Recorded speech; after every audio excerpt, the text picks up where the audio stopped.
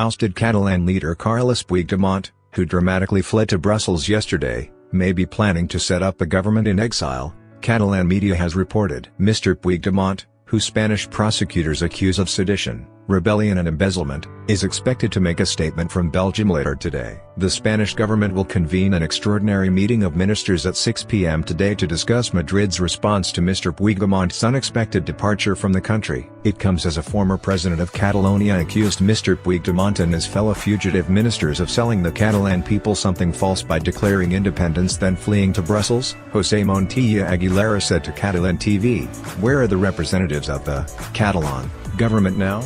They have to show their faces. They have endangered our institutions." He added, "They played with the people.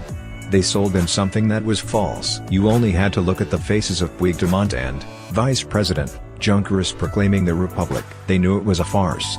He added, "I told the president that he knew that nobody in Europe would recognize them." Miquel Iqueta, a Catalan Socialist MP, said he had warned Mr Puigdemont and his associates of the risks of violating the law. They knew what they were exposed to.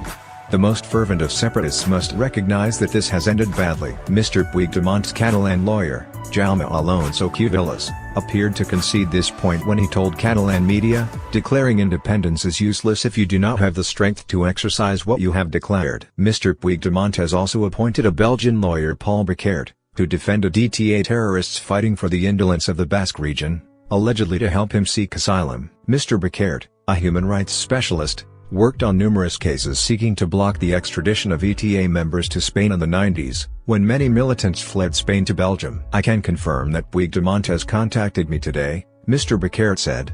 "I cannot say what he asked me because of professional confidentiality. Nothing has been decided about the asylum request.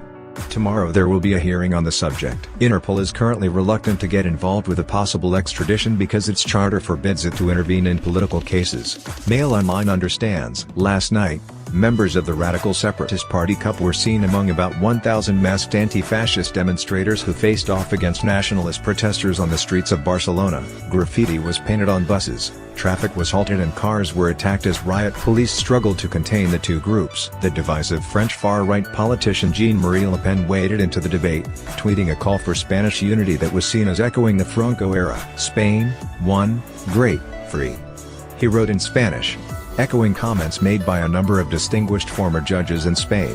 Mr Puigdemont's Catalan lawyer Jaume Alonso-Cuevillas said the politician could not be found guilty because he did not instigate violence. Mr Alonso-Cuevillas described the allegations as a flagrant abuse of the legal system.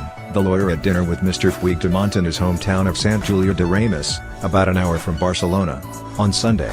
Before he left the country, it was revealed. Mr Puigdemont is due to make a speech later today to explain to the world why he slipped out of the country despite having vowed to peacefully resist Madrid. It is thought that the ousted leader and the 5 ministers who accompanied him to Belgium are planning to apply for asylum, though local media has reported that he may be considering a return to Catalonia after the snap elections on December 21. Over the weekend, the Belgian immigration minister suggested that he was considering granting asylum to the former Catalan leader, but his words were slapped down by the country's Prime Minister, Charles Michel. The asylum application is reportedly to be considered by an independent legal authority rather than Belgian government officials, a prominent immigration lawyer said, underlining that it will be a legal and not political decision. She added that the outcome of the application should be revealed in a few days.